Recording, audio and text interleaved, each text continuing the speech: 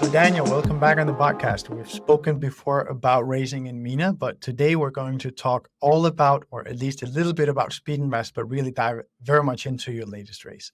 But before we get there, Daniel, I'd love to just ask you to tell us a little bit about yourself, how you got into venture to begin with Oliver and the team. And then, of course, we're at Speedinvest today, just so that we've set the context right. Great. So thanks for the invitation. Again, always a pleasure being here. I'm Daniel. I'm one of the 5 co-founding partners in Speedinvest. And actually, for 3 of us 5, namely is all my co-founding partners, Oliver and Werner, this is our second joint venture. We had a tech startup before that in the early 2000s. So we did the full cycle. We launched that company directly into the bust of the dot-com bubble, late 99, early 2000. And now here we are, managing Speedinvest, pan-European seed stage venture fund, total AUM of 1.2 billion euro. We are in our 4th fund generation, the largest we've raised so far. And my personal role within the company is actually, since the fund generation before the current one, I pulled myself out of the investment businesses on the capital market side of venturing, meaning taking care of the investor base, preparing this, just make sure there's enough capital at hand for the business model that we've decided to pursue. What was your own reflections on that? Oftentimes you see funds having partners that invest and so on. And then, of course, you have oftentimes the founding partners or the managing partners also very much being the face of the fundraise. But then you have an RR that's really heading it all up. But you've done it. So you said, okay, one of our key resources, this is what you're dedicating your time to. Can you tell me a bit about that thought process? So what allowed us to do this, which we know is different than until very recently the whole industry understood itself and worked. What allowed us to do this is that from day one on, we had a lot of headcount. So just, wind the calendar back 13 years to Speedinvest 1, that was a 10 million AUM small boutique, and we were 6 partners. So normally you would do this either, nowadays this would be a solo GP fund, even less. We were 6. So if there was one thing of which we always had enough, was manpower. And that allowed us to very quickly scale the whole operation. So going through the fund generations, 2011 was a 10 million fund, 2015 was 9 something, 2019 was 190 something, and now 2022 is at 350. So percentage-wise, a flattening growth rate, but in absolute euro terms, still on the rise. We should talk about fund sizes and how to think about that, because many have strong opinions there. But I'll let you continue. Sorry. You need to have a strong opinion in everything you do in this business. You just can't, invest along and see how things pans out.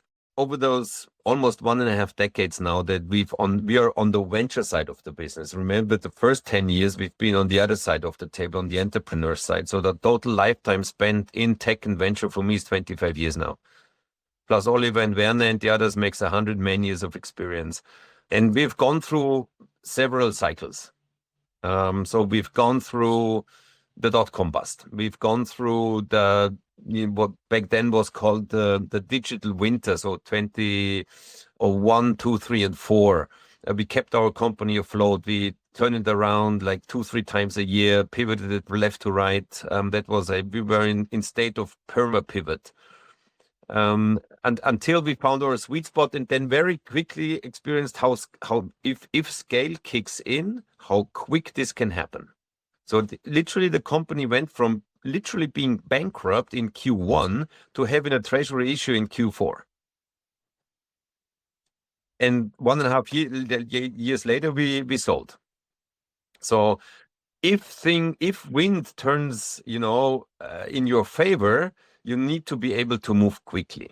And for this, you need to have just, spare manpower. And that is very deeply engraved in everything that we do. And so as we managed to grow Speedinvest over the years and the various fund generations into that first really sizable fund, Speedinvest number 3, 2019, 194 million. During that raise, Oliver and me, we fully focused on the raise, but we understood that from now onwards, if we want to keep that size and that, cruising altitude in terms of AUM, that needs a fully dedicated, not just one fully dedicated resource, but a fully dedicated team only focusing on the capital market side of the business model. Because in a way, a fund is a marketplace. There's capital demand on one side and capital supply on the other. And you need to work both constantly. Up until now, the industry understood we raise in, campaigns and in cycles every 3 years. Nobody likes to do it. It's the ugly side of the business, resulting in mediocre outcomes. But we understood that this is an integral part of the business that also deserves to be constantly managed, and not just only by an internal or even worse outsourced IR team that prints out the quarterly reports and keeps LP relations at the lowest possible level. We thought these are our clients, they pay us, they deserve good service. And this cannot be done, on the side. So this requires a top-level resource simply because, these guys give you their hard-earned, bitterly taxed money. They deserve C-level attention just as much as the founders do. Yeah. Not more, not less, just as much. Yeah.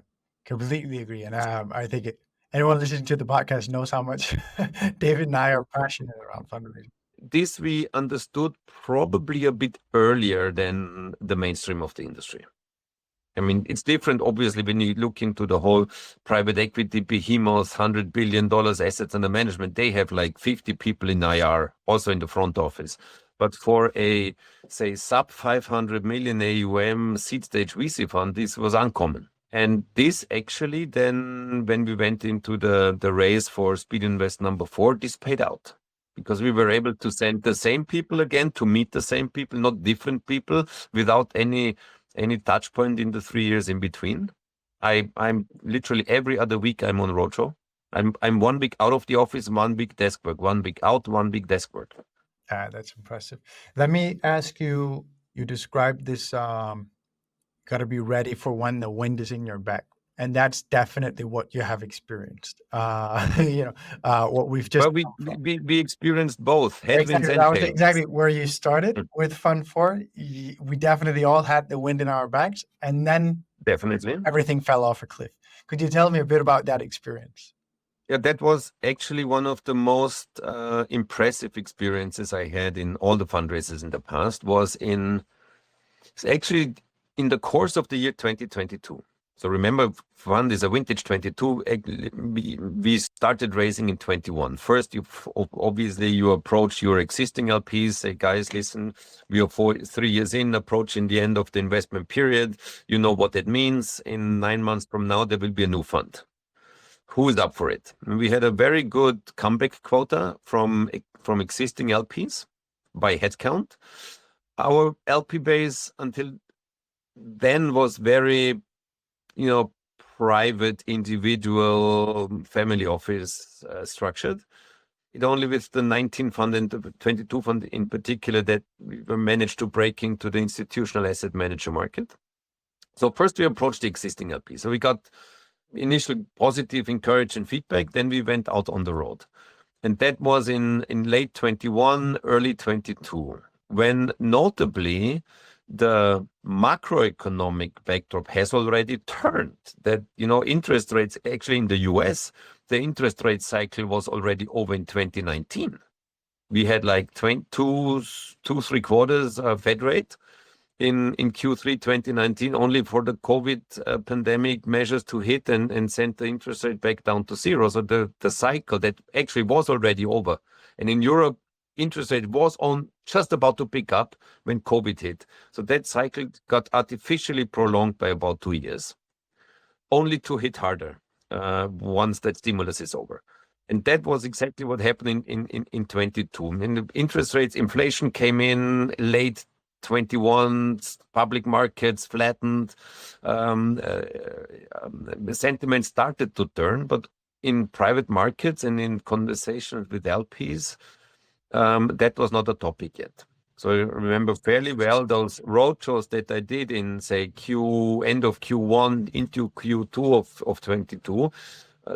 Most LPs were interested in how portfolio is doing, how single companies in the portfolio are doing, when they're going to raise the next round. And we already sensed back then that this is going to be difficult now. So basically the era of free money and ZIRP was definitely over. Interests have come up very steeply, very quickly. And when I went on the next roadshow after summer, so in late Q3 like-ish, meeting the same people, they asked about macroeconomics, inflation, interest rates, and competition of asset classes. The same people.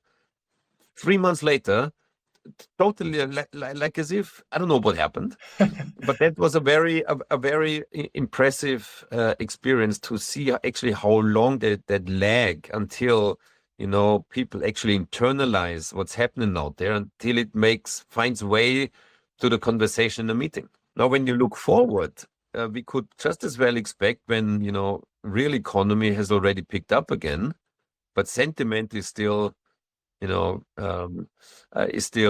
very low. While we see a very strange situation now, we see literally a recession in Europe and skyrocketing puppet stock markets. Yes. Yeah. It's very interesting. But that's also, we have a bit of an anomaly going on, right? With how any stock market is very much driven in by the magnificent seven, right? And true in the US, but look at the European markets. I mean, there's not that much tech on the Frankfurt Stock Exchange, and still DAX is marking new record highs like every day. Human psychology is an interesting thing. Indeed. So, Daniel, I'd love to ask you, you experienced the potential LPs or existing LPs going from first asking qualified questions about the portfolio, individual companies, really acting as a normal LP or whatever you might call that. Like that would be specifically focusing on the Speedinvest opportunity, to then when you came to market after the summer, you very much saw them asking you questions about the market and interest rates and how everything was interconnected and so on. How did it end up pivoting the whole narrative around the fund? Because that conversation, all of a sudden you have to talk about Speedinvest in a different language, right? Exactly. And that is indeed pretty challenging because on one hand, you cannot completely exchange the deck you're working with, right? The basic underlying story must be very consistent. Obviously, the voiceover in the meetings was a completely different one. It helped that, well, basically, I always struggled with aging. But since about 3 years, I'm fairly happy the age I am. I can credibly tell that this is the fourth cycle I'm going through.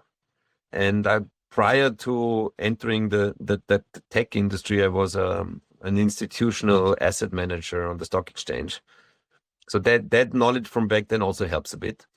But to be able to give the LP the impression that the guy or the guys they give their money to know what's happening out there and what influences a portfolio performance or portfolio development is subject to, other than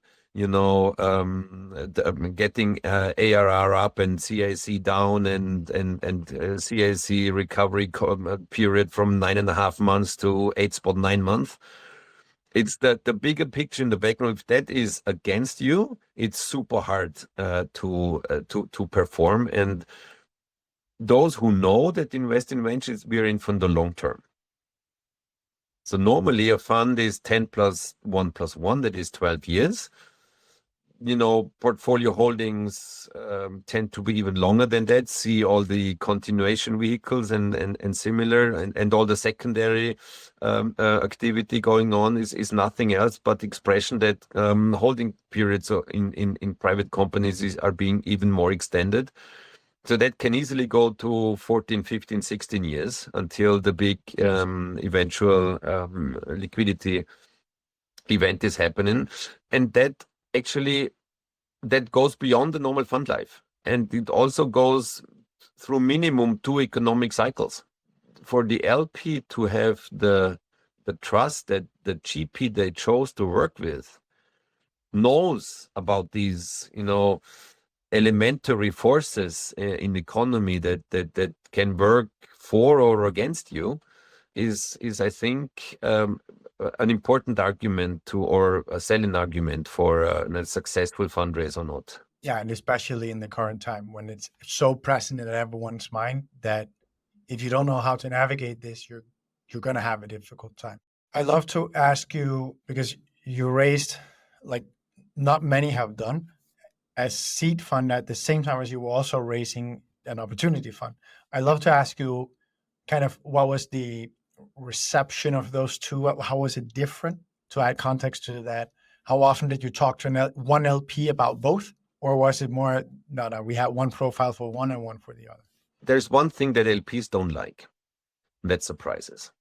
They don't like good surprises because then you're not able to foresee what all can happen. But even more, they like bad surprises. A surprise can also be that a GP that chose to work with all of a sudden comes around the corner with a completely new idea.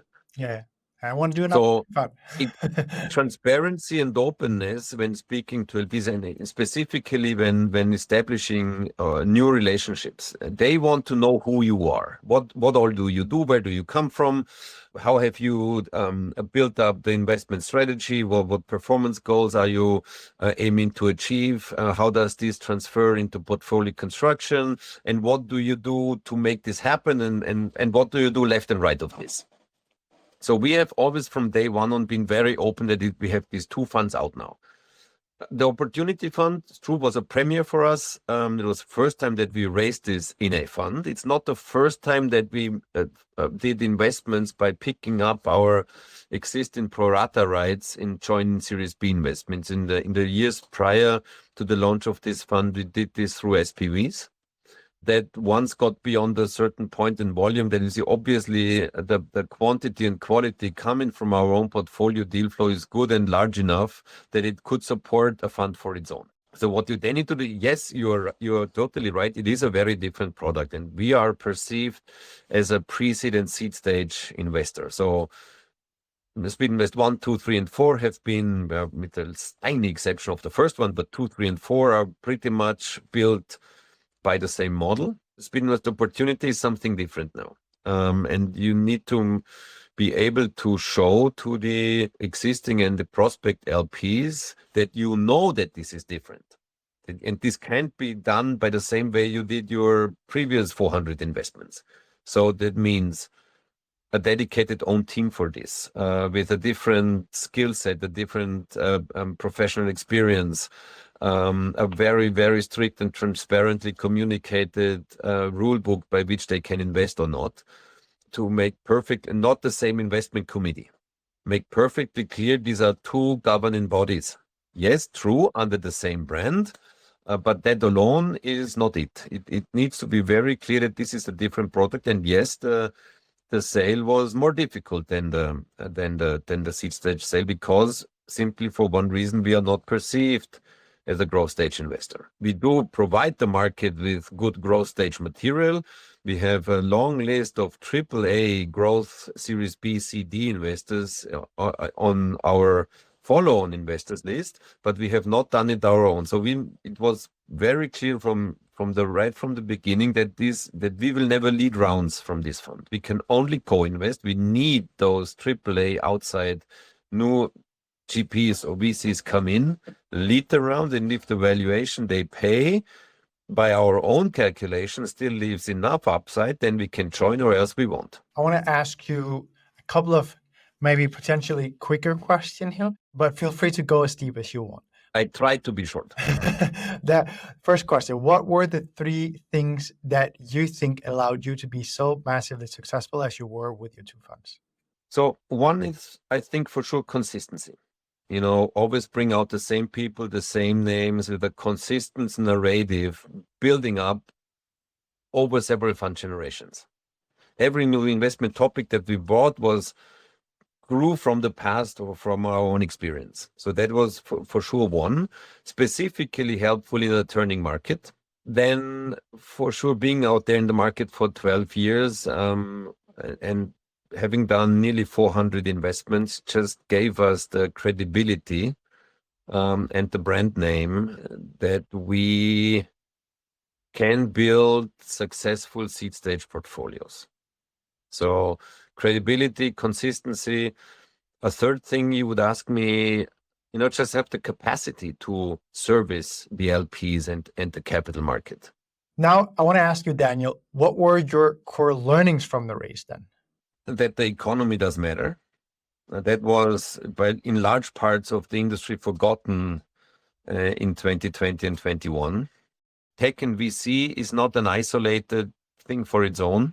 It is an integral part of the wider society and the economy, and it only makes sense in the context of the wider economy to create value through innovation and technology, not for its own sake. Nobody needs tech for its own sake. We need innovation and technology to improve the business models and the processes we are living by now, because they got us to where we are and we have serious problems to solve. Okay, so finally, now I want to ask you what your core advice would be for managers racing across Europe. Advice one, don't forget your home market. In our case, more than half of the money still is domestic Austrian money. So out of the 1.2 billion euro, we raised 600 million in Austria. Nobody, not even us, would have thought that. The flip side of this is foreign markets are a bit harder to penetrate. Don't try to do everything at once. If one market or a particular market is constantly letting you down, just deprioritize it and go elsewhere. So interesting. I spoke to an emerging manager the other day investing in defense tech, and we had both expected that there'd be great interest from European-based family offices and high net worth. No. None at all. He ended up raising all his money. We're talking 20 million here from the US. So and our money is still 50% plus domestic Austrian. We gradually started to open other European markets. We have literally very little success in the US, let alone East Asia. We started working the MENA market. Also, when we were the last time I was guest on your podcast together with Omar, that we've been doing since 8 years now. We have our first GCC LP from 2015, and this is also a main learning. Don't forget your home market or advice, and be prepared. It does take time, and this is probably the thing that people working on the investment side, specifically in seed stage venture, when companies raise rounds every 6, 9, 12, 18, latest 24 months. On the LP side, you raise in 3-year cycles, right? And plus, the LP is under no pressure to invest. The IM sees the startup only once in the phase that he's allowed to invest. And the false negatives can be so much more expensive than the false positives. On the LP side, it's completely different. If the LP does not invest or passes, he knows if you do well, you'll be knocking on his door in 3 years again. And if you're not doing well, you'll be not knocking on his door. And either way, he took a right decision. Yes, that is so true. One final question on that note then. How do you think about building any, if any, urgency in LPs? FOMO is much less present among LPs than among GPs. Urgency you can create by, again, consistent communication.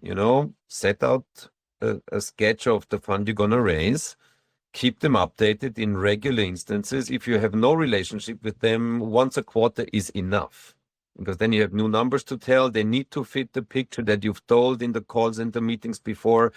Give good guidance in how the upcoming quarters might most likely look like. If anything goes not as announced, then have a good explanation for this.